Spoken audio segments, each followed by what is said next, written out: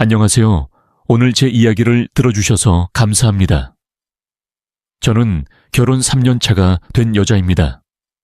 어제는 아버지 제사였고 매년 빠짐없이 아버지 제사를 지내고 있습니다. 사실 이 모든 것이 남편의 따뜻한 배려 덕분입니다. 남편은 저의 아버지를 위해 스스로 먼저 제사를 지내자고 제안해 주었고 제가 혼자가 아닌 남편과 함께 할 수 있어 큰 위로가 되었습니다. 하지만 이런 저희 모습을 시댁 식구들은 그리 달갑게 여기지 않으셨던 것 같습니다. 그날도 시댁에서는 시어머니를 위한 조상제사를 아들 집에서 준비하고 있었고 시어머니께서 저에게 전화를 걸어 혹시 무리한 일을 하고 있는 건 아니냐며 걱정 어린 말을 전하셨습니다. 저는 저의 부족한 부분을 채우고 싶었고 시간이 지나면서 남편도 저의 마음을 이해해 주었습니다. 어머니는 일찍 돌아가셨고 아버지는 홀로 우리 3남매를 키우셨다는 사연을 남편에게 들려주며 저희 가족의 상황을 조금씩 알렸습니다. 우리는 경제적으로 넉넉하지 않았고 아버지는 다정한 분은 아니셨습니다. 그래서 저와 언니는 늘 부모님의 사랑을 갈망하며 자라야 했습니다. 특히 저희 3남매 중 첫째였던 지아는 학창시절부터 집안일을 혼자 도맡아야 했습니다.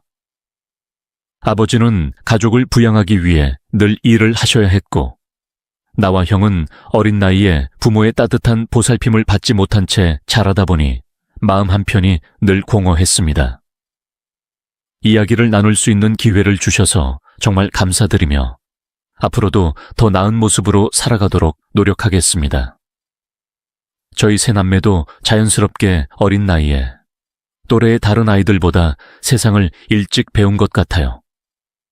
우리 아버지는 배송센터에서 일하시며 항상 건강을 유지하는데 어려움을 겪으셨습니다. 작가로서 집에 오면 아이들을 돌보기보다는 술을 마시거나 일찍 잠자리에 드는 경우가 많다. 성격이 굉장히 괴팍해서 깨우거나 불순종하면 심하게 혼을 냅니다. 그래서인지 저와 세 형제는 아빠 목소리만 들립니다. 아빠가 자고 있는 소리가 들려도 어깨를 으쓱하고 살금살금 집안을 돌아다닙니다. 그러니 당연히 부모와 자녀 사이에는 대화가 없습니다. 아버지의 성격 탓에 언니는 내가 집을 나가자마자 드디어 취업을 했다고 말하며 자랐다. 언니가 떠난 자리에서 나는 언니를 지켜보며 배운 기술을 활용해 요리, 반찬 준비, 매일 빨래와 청소를 해야 했다. 그러다 몇 년 뒤 형이 서울에서 대학에 갔을 때 형도 집에 있었고 나는 가까스로 탈출해 지금은 나 혼자만 남았다. 처음에는 고등학교를 졸업하고 이사를 갈 줄 알았는데 아빠와 단둘이 살다 보니 그런 느낌이 들더라. 점차 나는 희미해졌고 나이가 많아지는 아버지에 대한 미안함을 느끼기 시작했고 집에 세 자녀가 있으면 어머니는 기분에 따라 온 가족을 꾸짖고 떠나며 분노를 터뜨리곤 했습니다. 하지만 누나와 남동생이 하나둘씩 집을 나갔을 때에도 예전처럼 집을 꾸짖지 않았고 형은 더 이상 화를 내거나 싱크대에 음식을 붓지도 않았습니다. 즉, 그는 이빨 빠진 호랑이처럼 보였습니다. 그러던 어느 날 아버지가 식사를 하던 중 갑자기 은주에게 너도 학교를 졸업하면 언니, 오빠처럼 집을 나갈 생각이냐고 물으셨다. 그날 나는 아버지의 질문을 명확하게 듣지 못했고 아버지는 내가 이 집에 함께 있기를 바라는 것 같아서 나도 모르게 대답했다. 그 후 아버지는 아무 말도 하지 않으시고 조용히 식사를 하셨습니다. 집에서 누나와 오빠가 좀 더 따뜻하게 대해줬더라면 착하게 지내라고 말했을 텐데 라는 생각이 들었습니다. 그들과 함께 다들 이렇게 가출을 했는지 궁금해요. 서울에서 일자리를 구한다고 하더군요. 서울에 있는 대학을 나왔다는 핑계를 대었지만 집이 서울에서 그리 멀지 않았다.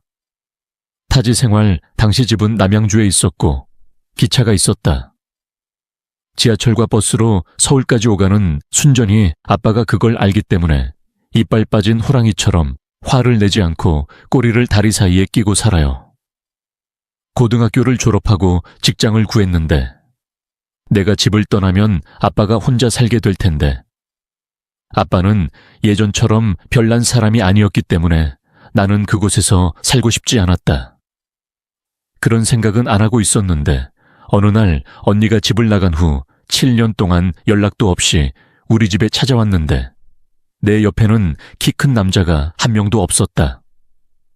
그리고 그 남자의 품에는 3살짜리 남자아이가 안겨 있었습니다. 알고 보니 여동생은 집을 나온 이후로 처남과 함께 살고 있었습니다. 집은 아빠가 신뢰하는 구석에 있다. 출산을 앞두고 있고 아이를 키우는 중이라 결혼을 앞두고 있는데 이미 늦었다. 해보고 싶다고 묻기 전에 그냥 해보자고 했어요. 그러자 아버지는 두루마리 휴지를 내 옆에 던지며 아직도 내 눈에 보이니? 아직 아무 소식도 듣지 못했다. 집을 나온 이후로 이제 결혼도 하고 뽀뽀도 하게 됐다고 말했다. 당신이 원하는 아이들. 내가 안 된다고 반대하면 어떡할 건데 나은이가 다시 뱃속에 넣어줄까? 말해봐. 넌 너무 싸구려야. 으르렁거리는 아버지 앞에서 언니는 바닥에 펼쳐져 있는 휴지 두루마리를 바라보고 있었습니다. 나는 냉정하게 말했다. 아버지에게 결혼 허락을 구하러 온 줄 알았다. 당신은 당신이 합당하다고 생각하십니까? 나는 어머니가 돌아가신 이후로 이 집에서 가사 도우미로 살고 있다. 요리와 요리를 포함합니다. 나는 적어도 한 번 비슷한 일을 했습니다. 그 당시 나는 겨우 초등학교 5학년이었다. 나는 아버지가 한 번이라도 내게 아버지 같은 존재로 행동한 적이 있는지 물었다. 그의 가족을 돌보고 그의 동생들을 돌보는 것. 그는 이제 아버지처럼 다받을 것이라고 말했습니다. 언니는 꽉 쥔 주먹이 떨릴 정도로 화를 내며 말했다. 그러자 옆에 있던 처남이 그녀를 말리더니 시아버지 앞에서 내가 그런 사람이라고 말했다. 틀렸어. 누나는 형부와 악수하며 내가 왜 미안해. 이런 일이 일어날 줄 알고 옷 갈아입을 때까지 우리 집에 오지 말라고 했어요. 자기 잘못은 절대 인정하지 않는 사람인데 왜 나만 참고 견디고 사과하는 걸까? 더 이상 싫다고, 더 이상 참지 않겠다고 했어요. 나는 더 이상 아빠와 사이가 좋지 않을 테니 더 이상 아빠에게 아무것도 기대하지 말라고 말했습니다. 아빠가 결혼식에 오셨고 언니가 뛰쳐나갔습니다. 그날 처남은 엄마와 아들 사이에서 불안하게 서 있었습니다. 누나네 가족이 떠나자 아버지는 안주도 없이 방에 앉아 소주를 마시고 냉장고에서 반찬 몇 개를 꺼내 들고 안방으로 들어가셨다. 나는 아무 말도 없이 들어와 아빠 옆에 반찬을 내려놓았다. 다음 날 아침 내가 출근 준비를 하고 있을 때 아버지가 내 집 문을 두드렸다. 1만 원 주고 이것으로 언니 옷이라도 사주라고 하더군요. 준다고 하면 안 입을 테니 사준 것만 가져갈게요. 한 뭉치도 못 받았는데 50에서 60만 원 정도 되는 것 같아서 아빠에게 아빠, 왜 우리 아이 옷 사주려고 이렇게 많은 돈을 주셨는데요? 20만 원이면 충분해요 라고 말했습니다. 가져가세요. 그러자 아버지는 차가운 표정으로 말씀하셨습니다. 남으면 최소한 여동생에게 옷이라도 사줄 수 있어요. 어제 언니네 남편 앞에서 그 말을 했는데 아버지가 원하는 건 그게 아닌 것 같더라고요. 그리고 아빠한테 받은 돈으로 여동생에게 줄 드레스. 그 후로 그 사람은 내 눈도 똑바로 쳐다보지도 못하고 계속 사과하더군요. 그동안 아버지를 물려받은 것 같아 마음이 무거워서 미안하다고 했고 웨딩드레스와 다르게 아버지가 많이 바뀌셨으니 어렵지 않을 거라고 말씀드렸다. 얼마 지나지 않아 언니의 결혼식이 늦어졌고 아버지는 참석하지 않았고 오빠와 나만 남았지만 나는 여전히 아버지에게 언니의 결혼식 사진을 드렸습니다. 화해할 용기가 없었기 때문에 3년 후 오빠가 결혼했을 때 서로 걱정하고 있다는 것을 알았습니다. 과거와 달리 아버지는 형의 결혼식에 연회석에 앉았고, 형수는 형과 같은 회사에 다녔지만 가족들은 멀리 떨어져 살았다. 그녀는 친절한 집안의 딸이고, 게다가 부자의 동료이기 때문에 부모님의 사랑을 독점하는 사람이기 때문에 그녀의 모든 행동은 그녀가 그렇게 이기적으로 보일 수도 있습니다. 그녀는 내 동생을 대하고 나를 흥분된 공주처럼 대하는데 그것은 불쾌합니다. 그런데 형은 아내를 공주처럼 대하는 것 같아서 결혼식이 끝난 뒤에야 집에 찾아왔어요. 그리고 그것이 그가 시작한 일이었습니다. 그리고는 경고라도 하듯 아버지께 결혼식 날 말씀을 조심하라고 당부하셨습니다. 헐어버리겠다고 하더군요. 집에 들어가서 시아버지에게 차를 빼달라고 부탁하고 결혼식 날 도착해서 경적을 울리면 됩니다. 오늘 내 약혼녀가 결혼식 준비하느라 바빠서 못 왔다고 하려고요. 아, 그거 그 사람 아빠 거야. 결혼식에 가져갈 생각도 하지 않으려고 양복을 챙긴 것 같습니다. 형은 마치 거지인 것처럼 아버지에게 양복을 주고 1시간 넘게 보관해 두었다. 그러지 말라고 잔소리를 했는데 이번엔 아버지가 아무 말씀도 안 하셨다. 그리고 형이 하는 말을 조용히 들었습니다. 정말 이상해요. 나는 아빠가 동생에게 화를 낼 때보다 동생 앞에서 침묵을 지킬 때 더 화가 난다. 계단에서 담배를 피우고 있습니다. 아버지의 어깨가 움츠러드는 모습을 보고 나도 모르게 눈물이 나기 시작했습니다. 내 슬픈 눈물로 돌아가라. 그들은 더 조용히 왔습니다. 결혼한 후에도 누나와 남동생은 집에 거의 들어오지 않았습니다. 때때로 그들은 내게 전화를 걸어 집에 무슨 일이 일어나고 있는지 묻고 전화를 끊습니다. 만약 결혼한다면 적어도 명절이나 아버지 생신에는 오라고 권유하겠지만 올 때마다 무슨 말을 했는지 기억이 나지 않아 차갑게 거절했다. 그와 함께 있는 아이들은 한 번도 우리에게 오지 않았습니다. 사람들은 조카를 너무 사랑해서 바보가 된다고 하는데 우리 아버지는 정말 바보예요. 그러니 당신은 내게 아무 도움도 되지 않을 거예요. 이제부터 더 이상 아무 말도 하지 마세요. 계속 이러면 못 만날 것 같아요. 언니는 단호하게 거절하고 전화를 끊었습니다.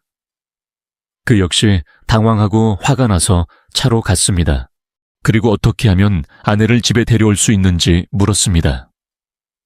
결국 아무리 시간이 흘러도 이 집은 그대로 남아 있었고 점점 더 많은 권력을 잡은 나와 아버만 남았다.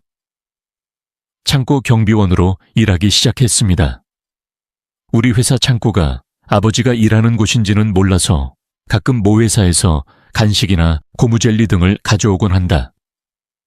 그러다가 어느 날 이런 말을 하더군요. 녹색에, 네가 어렸을 때 이렇게 했다면 간식을 많이 가져다 줬을 텐데 그때 네 아버지가 너무 잔인해서 우리 어머니도 돌아가셨어. 그리고 나게는 3명의 어린 자녀가 있습니다. 배고프지 않게 어떻게 가져갈 수 있나요? 살아남을 수 있을까 걱정만 했을 뿐인데 당시 가장 중요한 것은 아이들이 굶어 죽게 놔두지 않는 것이었기 때문에 선택의 여지가 없었다. 다른 생각을 하는 것도 힘들어서 친구들에게 이유 없이 화를 내고 돌아섰고 그러지 말라고 했는데도 계속 화를 내고 소리를 지르기 시작했고 아빠도 마찬가지였습니다. 인내심이 없을 것입니다. 내 여동생이 말했듯이 그는 아버지가 될 자격이 없습니다. 자신이 아무리 잘못했어도 그는 자신이 틀렸다고 말한 적이 없습니다. 왠지 아버지가 스스로를 반성하는 모습이 이상했다. 죽으면 변하는데 그런 경우가 있는지 궁금합니다. 그런데 그 말이 시가 됐습니다.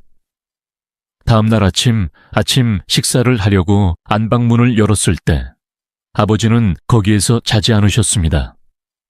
바닥에 누워있지만 알몸으로 바닥에 누워있습니다. 나는 그를 흔들려고 갔지만 그는 움직이지 않았습니다. 흔들어 보니 손이 떨어져서 너무 놀라서 119에 전화해서 아버지를 데려갔습니다. 다행히 발견 시간이 빨라 큰 피해 없이 깨어났다. 그런데 아버지가 뇌경색으로 인해 몸이 마비되시면서 그 기간 동안 몸이 마비되셨습니다. 나는 혼자서 아침을 살아남을 수 없습니다. 젓가락도 제대로 잡을 수 없을 때는 젓가락을 제대로 쓰지도 못했어요. 나는 미쳤다. 당사자인 아버지도 많이 답답하셨겠지만 아버지를 돌본 경험은 더욱 그랬고 돌봐줄 사람이 없어서 일도 제대로 할 수 없었습니다. 아버지도 그렇고 나보다 나이 많은 아버지가 빨래하고 옷 입히고 먹이느라 온 몸이 아파서 죽어가는데 동생한테 도움을 청했더니 야, 나 주부인데 밥 좀 먹어야지.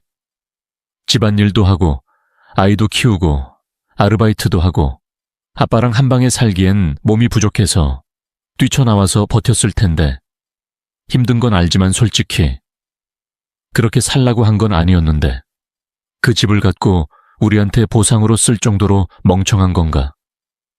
남태는 남태를 도와줄 수 없으니 내가 은철이랑 상의할게. 그러니 너도 멍청한 짓은 그만하고 시간이 늦으면 먼저 그 집에서 나가라. 전화를 끊고 나니까 더 힘이 빠지고 그 사람은 아파서 다른 사람도 못 움직일 정도였다. 누군가를 버리고 나한테 그런 짓을 해라. 며칠 뒤 형에게서 전화가 왔는데 그도 나와 같은 말을 했다.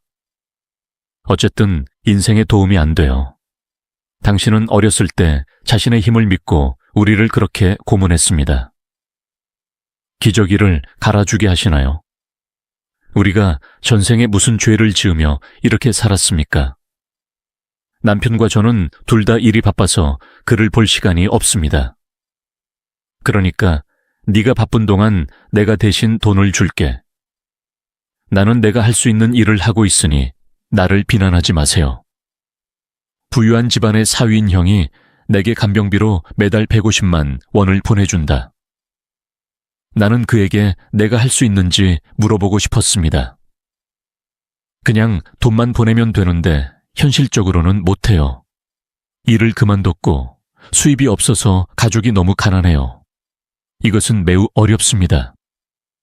형은 아버지의 병원비를 지불하는데 도움을 주었고 제가 전화했을 때에도 도움을 주었습니다. 우울하다고 했었는데 그 후 저축한 돈으로 간호용품과 생활비를 샀어요. 오염된 지역에서 돈으로 무엇을 합니까? 더 이상 돈 걱정을 할 필요가 없어요. 생활비도 아빠를 위해 쓴 돈도 있었지만 아빠와 24시간 함께할 수 있는 체력을 되찾지 못했습니다. 그러던 어느 날 당시 막 헤어진 남편이 집에 와서 저를 만나러 왔는데 회사에서 제 사정을 듣고 바로 만나러 왔다고 하더군요. 사실 남편이 그런 모습을 보면 너무 부끄럽습니다. 아버지 때문에 남편과 함께 아버지가 쓰러지셔서 제가 아버지를 보살펴야 했을 때 제가 가장 먼저 한 일은 남편이 일을 파탄내는 것이었고 우리가 사귄 지 반년도 차에 되지 않았을 때였습니다.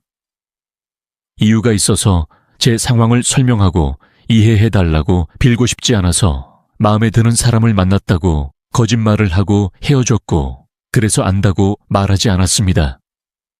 진실? 내가 너한테 이런 짓을 했어.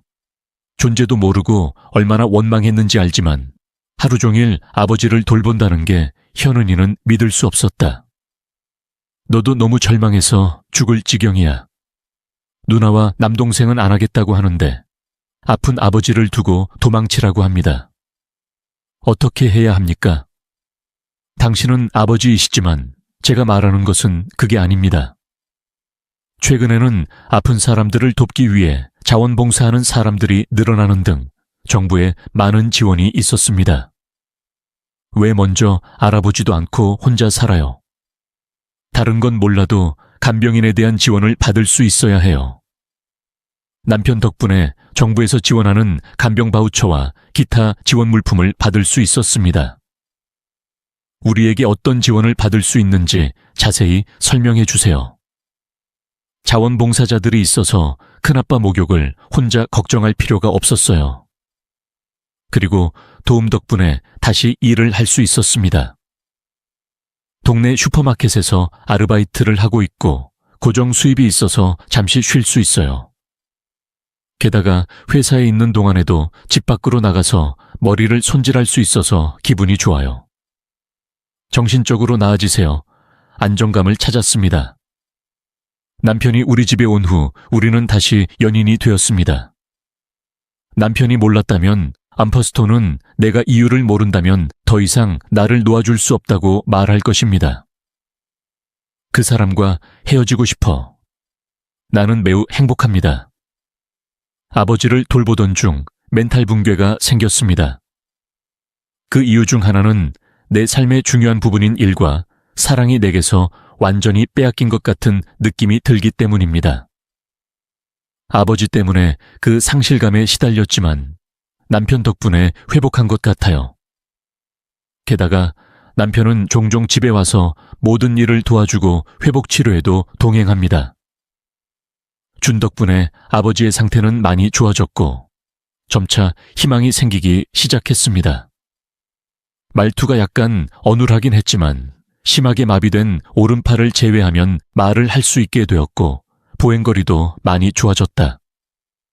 몸이 많이 좋아졌는데 어느 날 그를 만났는데 언제까지 남자들이 집에 드나들게 할 건가요?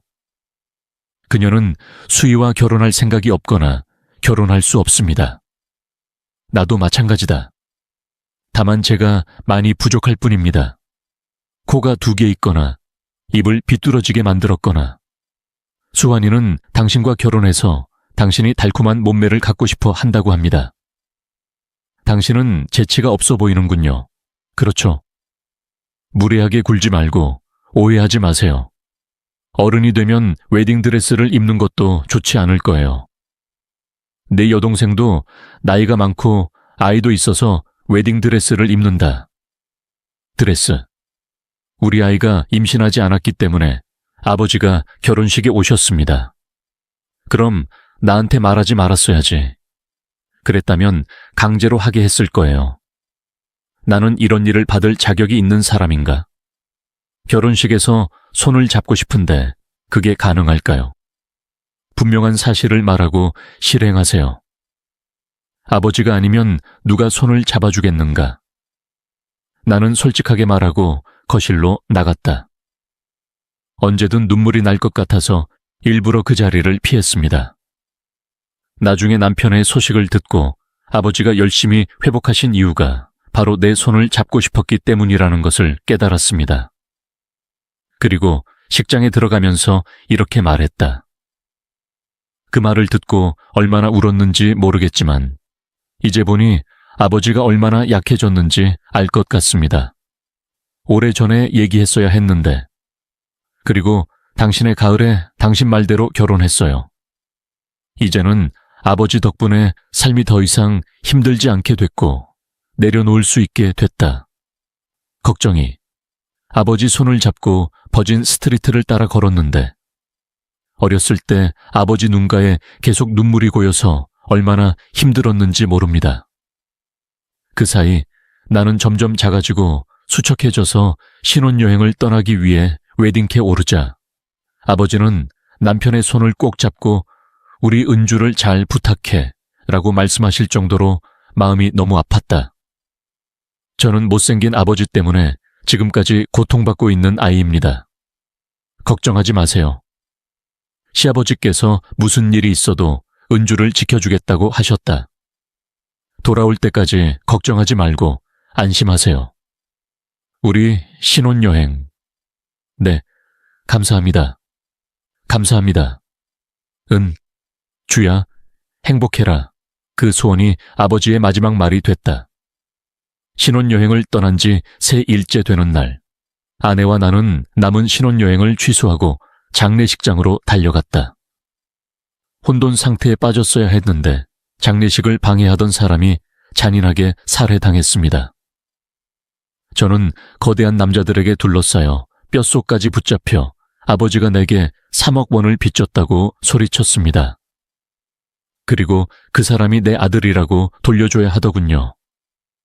그는 모른다고 하고 화장실에서 나갔고, 그 사이 누군가 신고를 했고, 장례식장에서 경찰이 와서 항의했습니다.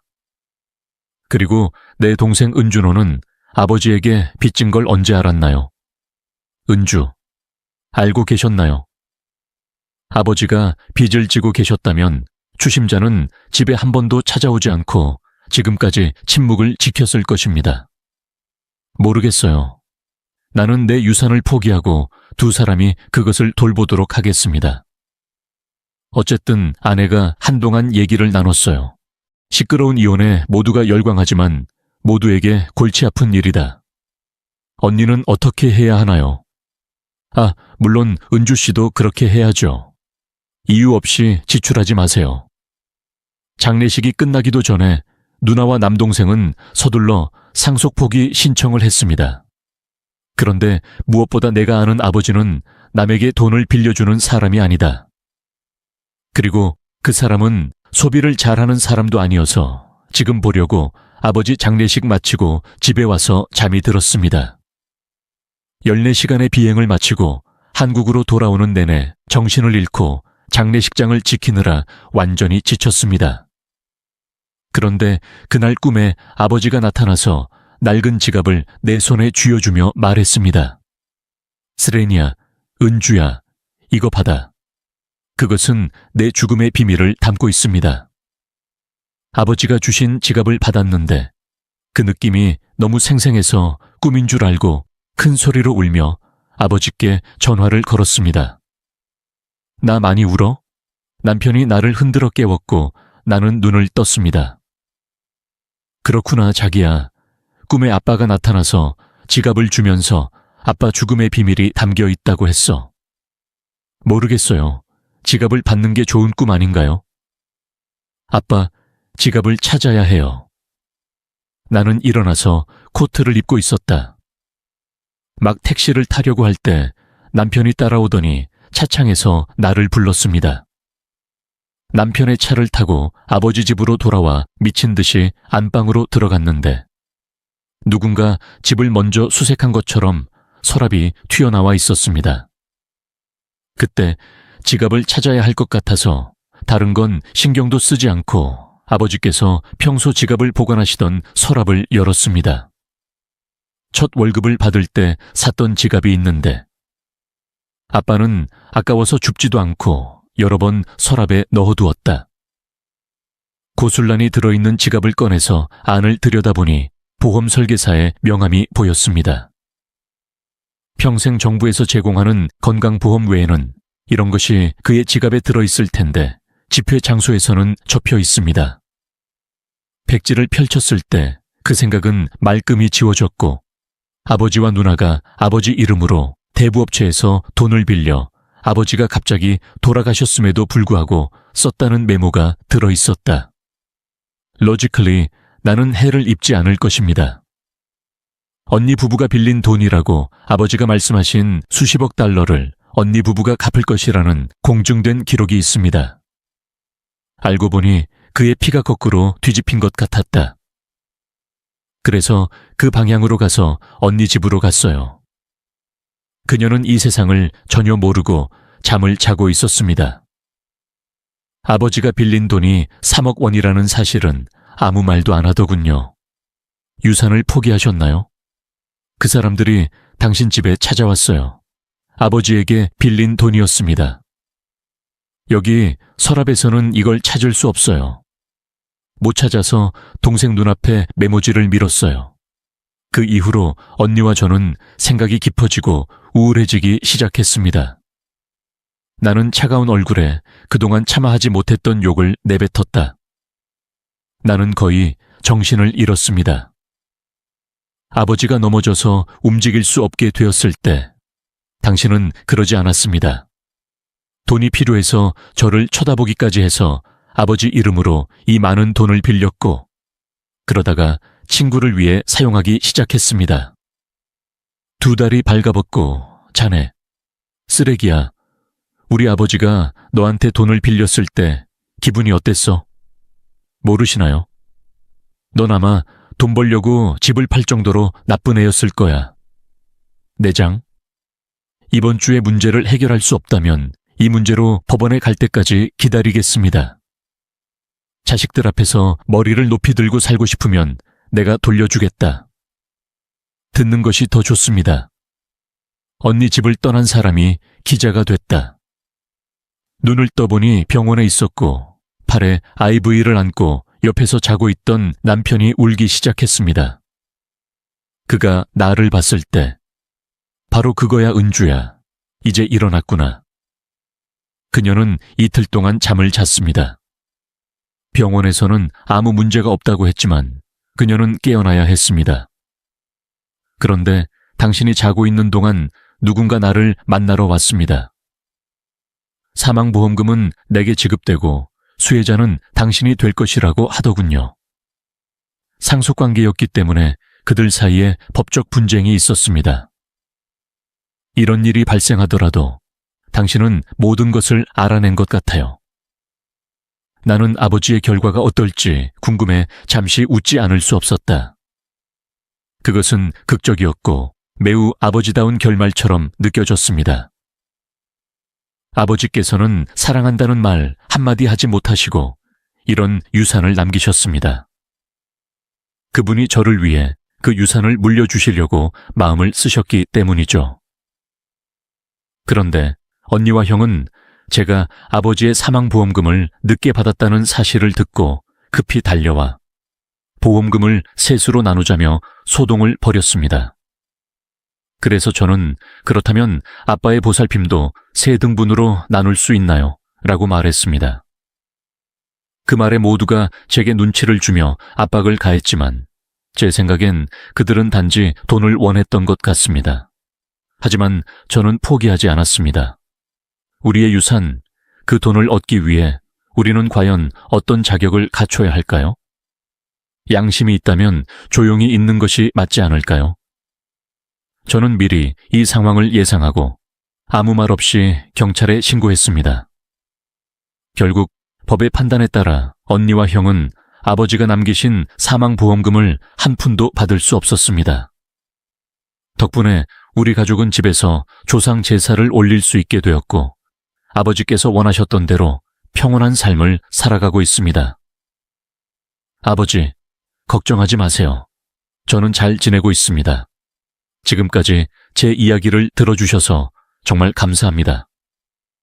여러분도 소중한 가족들과 행복한 시간을 보내시길 바랍니다. 댓글 섹션에서 여러분의 따뜻한 응원과 지혜로운 조언을 나눠주세요. 그리고 구독은 제게 큰 힘이 됩니다. 좋은 하루 되세요.